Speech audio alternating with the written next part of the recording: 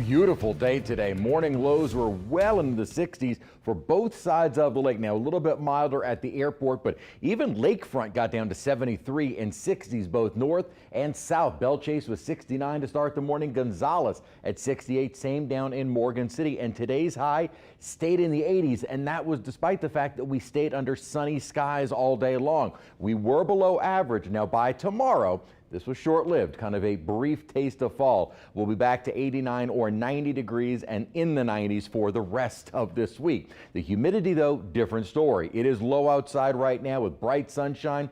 58-degree dew point. Humidity is only at 38% and a light northwesterly wind at 7 miles an hour.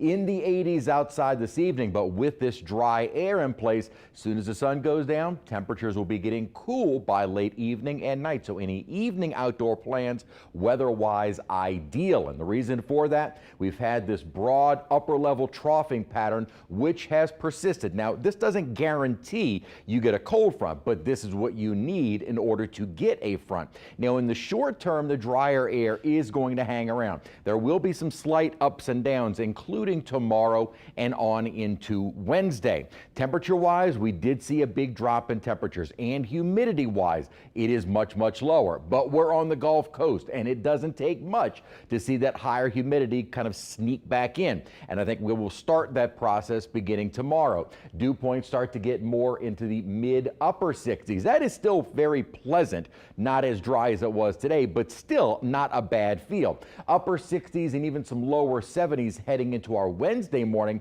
before we get another shot of that dry air come Thursday. So tomorrow and Wednesday, the dew points, not uncomfortably so, will definitely be a little bit higher. The humidity then comes back down as we head into our Thursday, Friday. The difference, though, going into the latter part of the week is we're not going to have these cooler temperatures. We'll be back into the lower, even mid 90s. So here's our precision cast model. With that return in moisture, we may also see a few isolated or spotty showers. Most of the rainfall, and this has been several model runs, keeping any heavier storms early tomorrow offshore. Then as we get into the mid-morning and early afternoon, some of those showers kind of spread our way. So maybe an umbrella handy during the day, especially in the afternoon, but for the most part, rain chances 20–30% at the very most. Now, even with that moisture still in place heading into our Wednesday, the models are much drier and maybe a little coastal shower, so we'll say about a 10% chance as we head into Wednesday, and most of that will be offshore.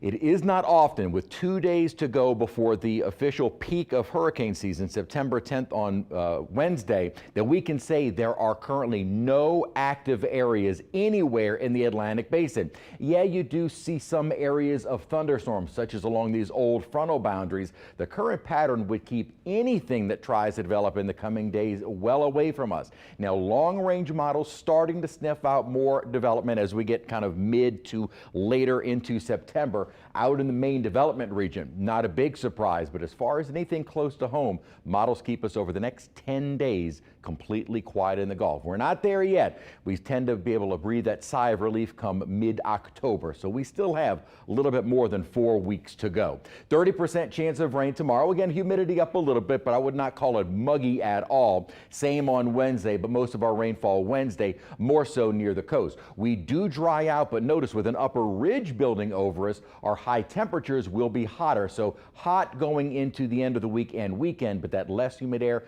at least preventing our heat indices from getting into the triple digits.